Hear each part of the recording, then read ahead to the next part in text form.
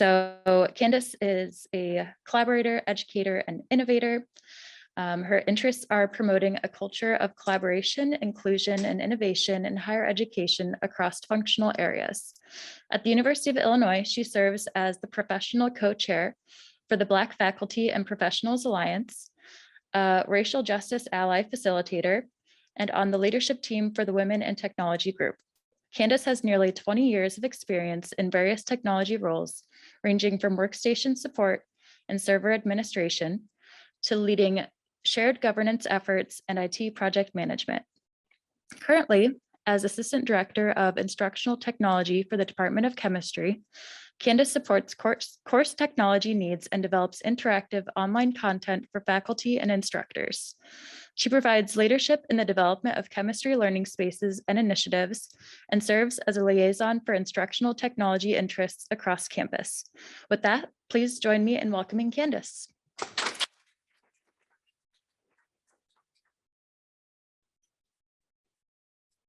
Thanks everybody for joining us today. I do not know if these will advance, but it is not, but we will continue about our day.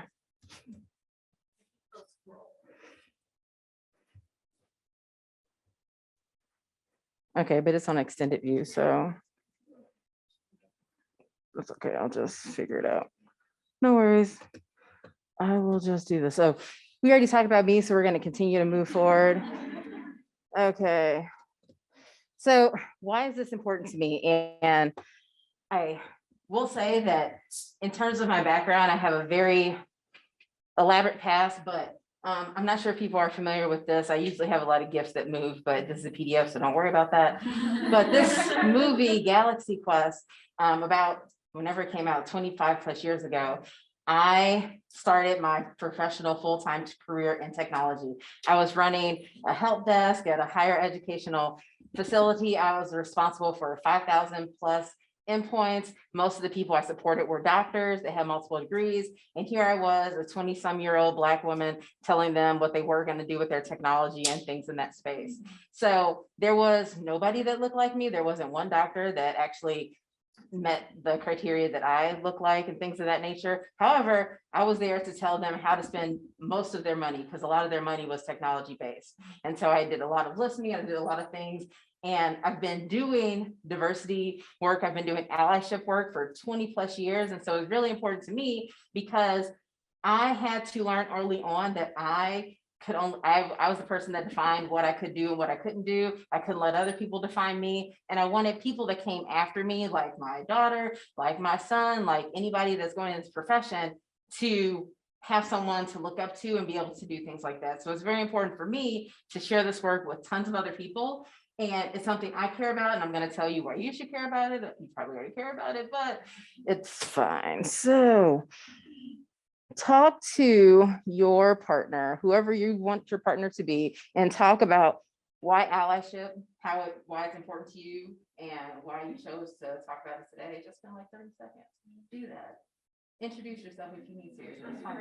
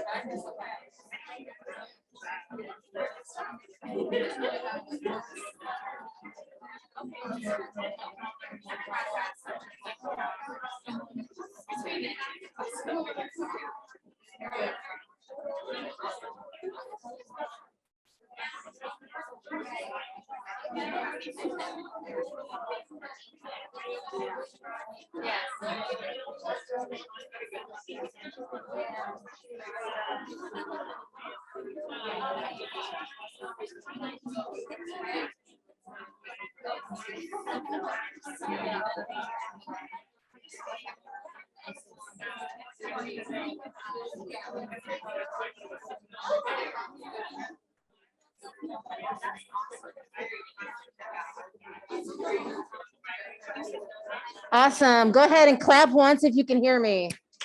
Clap twice if you can hear me. Clap 3 times because I like you. Wonderful. So we're not going to have time to everyone to share out, but I did want you to at least share with each other why you're here today. And hopefully it is why it's important. So I am going to spend the next 10 or 15 minutes talking about why allyship is important and some lessons that I've learned about it. I will say, and I'll talk a little bit more about this, allyship is not an identity. It's not like a sticker you can put on and be like, oh, I'm an ally, I'm done, and my work is finished. It's a lifelong process. And so I try to reiterate that to people, that you can't just go to a training and be like, I'm done, and then you've got your certificate. It's very important, and there's lots of research, but we won't spend too much time talking about why it's important right now.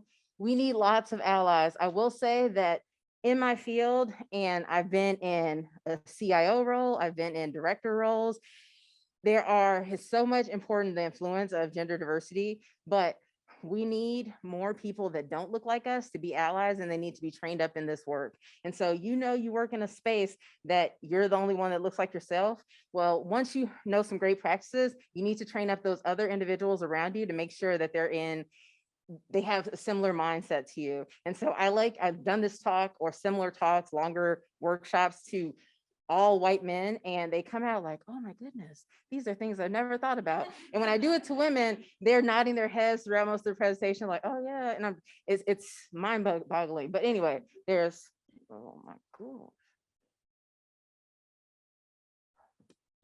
Yep. Okay. So I'm not sure how many people are familiar with Mia McKenzie, but way back in the day, the website started off Black Girl Dangerous, and there's a podcast, and she's authored more than that many books. But if you haven't, please check it out. Right now, she publishes lots of work on anybody, women of color, trans, writes lots of books come out of this space, and there's lots of podcasts if you don't like to actually physically read anymore.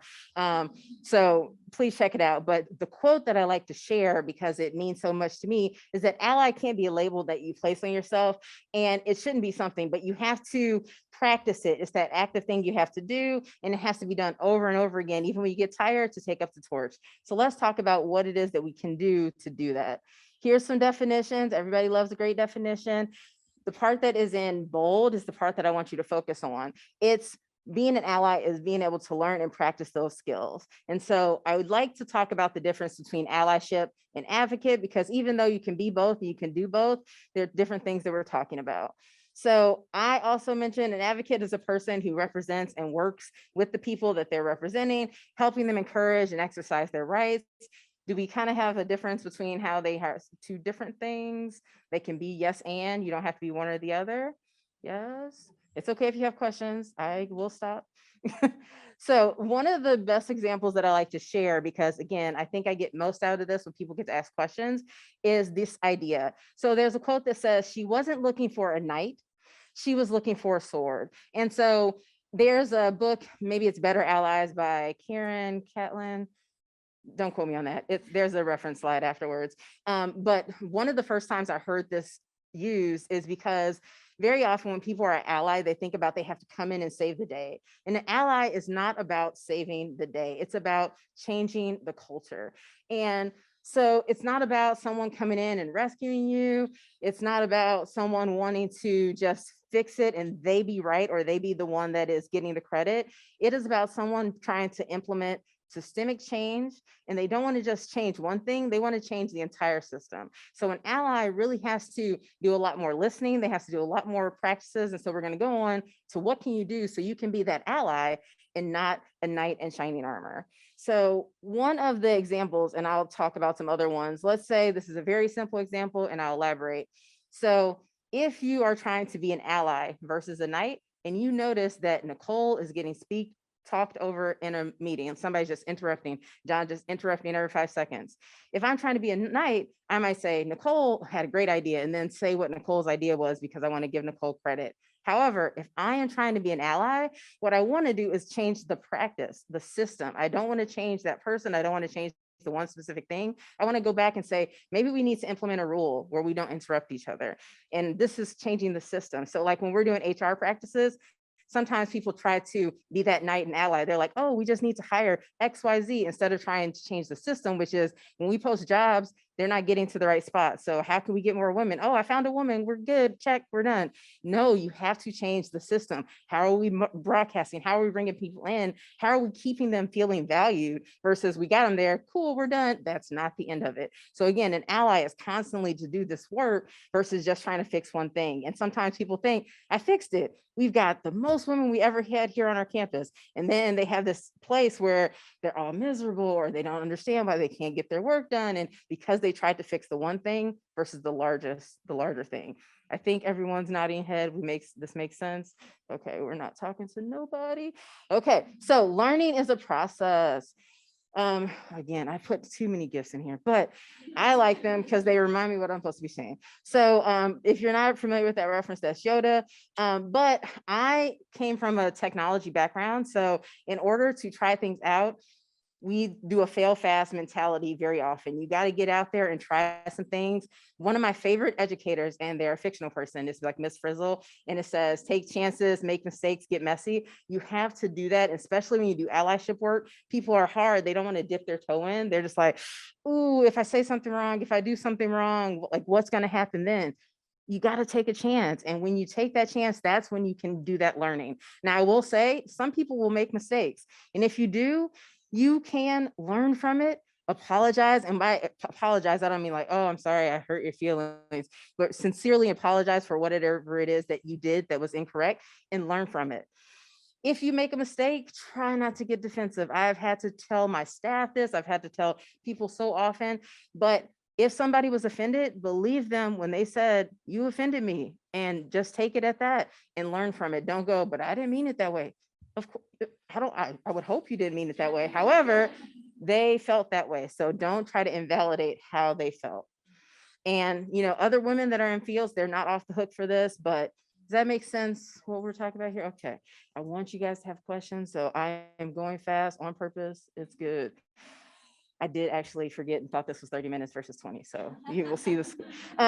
So I talked about being the only one in the room, and I talked about sometimes there are advantages to being this. I will say that sometimes when you're trying to teach up other allies, please remind them that you do not speak for everyone that you represent in that space. And you can do this in wonderful, great ways. I'm speaking on behalf of myself. These are my own opinions. This is what I'm saying, so that you don't feel like you have to hold the torch for everyone that comes after you. You can only do what you can do, which is great. And you want people to look up to you, but I am Candace. You are Nicole. Who are you? Sabrina. So again, you are representing that person versus everyone. So here's some of the things we can do. So if you want to be an ally that makes impact, the first thing I tell people to do is listen. So actively listen. Don't just nod your head and do the whole thing that you were taught to do, nod your head, take some notes. Listen to actually what they're saying. And when someone tells you that you have something to do, try to hold yourself accountable and write down the things that you need to follow up with them. Phrases that you can use are, I believe you, I understand. And if you don't understand, please don't say you understand. Like if that's not something that you have experienced, just say, I believe you. Can you share more about that? These are things, and it seems simple, but listening is the first step to being an excellent ally and being able to do that practice. The next thing you can do is ask a question. So if you want to be an ally and you don't know how to help, ask the person. Don't try to assume and make assumptions. Just start off, I actually went to this talk and Candace knocked it out of the park. I got to tell you about her later. However, she got me thinking about some things that I want to talk to you about. Can you tell me more about how I can help you do X? Or I recently read this online. This is how someone felt about this. Can we talk a little bit more about this at a meeting or over coffee or something like that? It may feel awkward, but don't be afraid to ask those questions, because that's how you educate yourself. Education. Oh my goodness. Most people in here, Well, you've been through the field of education, you're still in the field of education. So this should not be hard pressed, but you don't always want to rely on the person that you heard it from to always have to be feeding you that information. Go out there, there's a wealth of opportunity. Also, please check who is sharing this information, because there's a wealth of information out there and you want to do some cross-checking on when you feel the information. Sometimes there was this wonderful book someone's referencing, and I said, oh, did you actually know that that was a man that wrote that book, and they wrote the book in the 60s that you keep referencing, talking about how, and they went, oh, and I was like, yeah, it gets quoted over and over again, and that person is not. So here's some updated references. So please do check when you're doing that allyship work, what you can do. Okay. Also, 2 minutes, thank you. So also, if you do this work a lot and you're passionate about it, sometimes you get tired. You're like, oh my goodness, I've been holding this torch for so long. Somebody, who else can do this work? Anybody. What can you do when that happens? If someone says, I'd love you to be on this committee, don't be afraid to say no, because remember, there's only so much of your time. How can you build up other people around you so you can pass it out? I remember one point in my career, I served on like 15 search committees in the course of like 3 months. That's way too many search committees, Joe. And they needed, they needed a person. So at some point they said, Candace, search committee. And I was like, no, I'm good. And they were like, well, who can be? And I said, here's the list of women. Here's the list of people of color. Here's a list of all these people in these fields. These are the people I've built up around me. Please ask out and reach out to other individuals, because I want people to be in this organization, but I cannot be the one ushering everyone in there because I have a job to do. So remember that people do need to take time, speak up. Anything in here I want to highlight? Yes, build up people around you, point out when people are doing things that are non-inclusive, to hold people accountable for their actions, and don't be afraid to talk up to other individuals. Okay, so I'm going to be wrapping up soon, I promise you. But these are just helpful reminders. This is where you can be helpful. Questions, because I think we're at that time. Yes. Okay.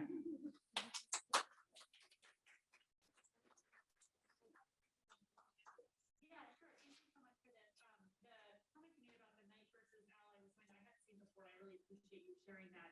So I think I've done the night thing and really truly understand how to. I was wondering if you could share, give another example of like night versus ally to kind of maybe help solidify this difference. Yes, so the human resources practice is the one that I generally get to, but I talk about when people post job ads and when they're actually trying to do recruitment, how they do that recruitment is not. They think, oh, if they want to fix it, so they just post on all these diversity boards, and they're like, I fixed it, I've brought in what's happening there. However, it's usually about the whole practice, and the practice is when you bring people in, how are you making sure that they feel like they're included, that they feel like they're belonging? When you're actually setting them up, are you setting them up for success versus just trying to fix that one thing, which is I need to bring women to work here, versus how can I change the practice when new people come into my organization? How can I actually make sure that they feel valued? So it's not specific targeting, but I think of when you recruit people, it's not about fixing, bringing them here. It's about making sure that they feel like they belong here. And it's a whole practice of the whole HR cycle versus the recruitment piece. It's retention, it's everything. And so that's not as specific, but I have plenty of examples. And I also have a book for you that I will point you to right afterwards if possible. Yes, here. Yes. So you mentioned listening being very right, and also being part of 15 committees. So I know I don't know if you can tackle it, but in academia, there's a lot of committees that are set up to listen and learn what the problem is. But when you see repetitive issues continue, right? How do you make actionable allyship? How do you encourage that? Because at some point people know the problem, right? It's just them actually get them to buy in to make the change. I will say, if you see it and everybody's seeing it, or not everybody, but several people see it, you have to be able to tell that story in a different way to a different audience. And so sometimes the leadership may not have seen it, or maybe the right key person didn't see it. So is there a way that you can build that network with the person that needs to see it in order for change to be, so you can influence that change? So people may just kind of be skirting it under the rug right now, but is there a way to get that story out there more visible? And I don't mean leaking something on social media and being like, oh my God, can you believe those ISIS scores? But actually being able to find the person that you can build an ally with so that they can present it in a manner where it needs to get changed. Because I will say that there have been some practices that have happened at this institution, other institutions, and change didn't happen until it got to the right eyes. And so the right eyes sometimes aren't always in the room. And if they are in the room, people are sheltering them from what's actually happening. And so sometimes it takes a scandal for that to happen. We don't want to take a crisis to make that happen. So think about the opportunity as who can influence that change and how do you get the problem to that person? Thank you. I see so many hands, but I saw your hand. Yes. It's kind of along the similar lines. Like, how do you deal with people whose allyship is more expositional, and they're trying to show off how much they care?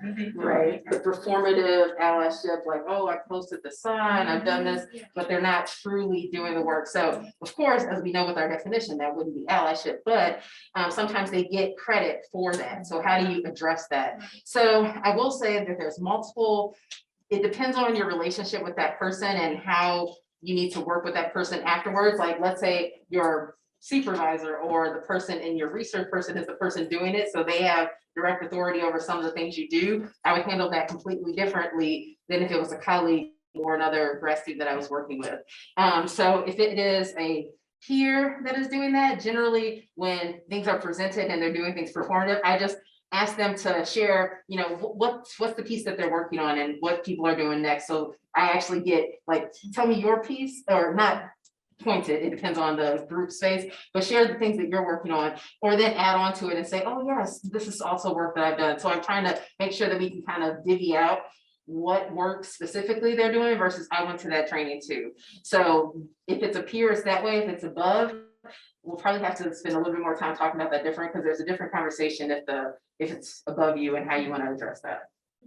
Just because relationships happen for a long time in academia and outside, so you don't want to say it in a weird way. You had your hand up as well. I know we're running short on time. Yeah, what's my question? So you are it. Awesome.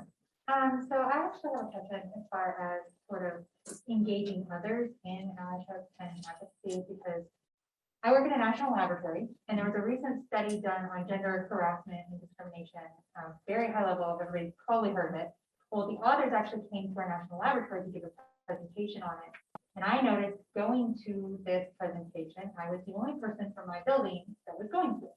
Once I was in the room, I realized not only was it largely female, it was almost exclusively female in attendance at a national laboratory where we are already the minority.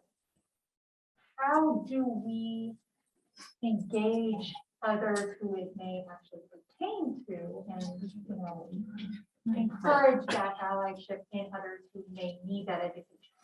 So that's a great question. I will say sometimes it's hard because you want them to already feel engaged and you don't want to make this mandatory requirement. Everybody must attend this training, because when you go in with that mindset, even if it is great that they all get a base level, they are not open and receptive to the idea. They're critical of it and they come in trying to poke holes in the entire thing of why am I spending my time doing this? However, sometimes when you get new individuals into the organization that also are on the other end, so new men that come into the field, it's easier to mold those minds and have them speak highly of how this is so beneficial. Also, if you can remind leadership that this is going to be a continuing growing field and the importance of how this works, leadership can talk to the rest of the lab in terms of why it's going to be important and sharing that important factor. So trying to find those commonalities, both in leadership and grooming the new people, is kind of a like, let's start from the top, let's get some from the bottom. It's not going to influence everyone, but I would not encourage making it mandatory because that usually goes exactly the wrong way. Thanks, everyone.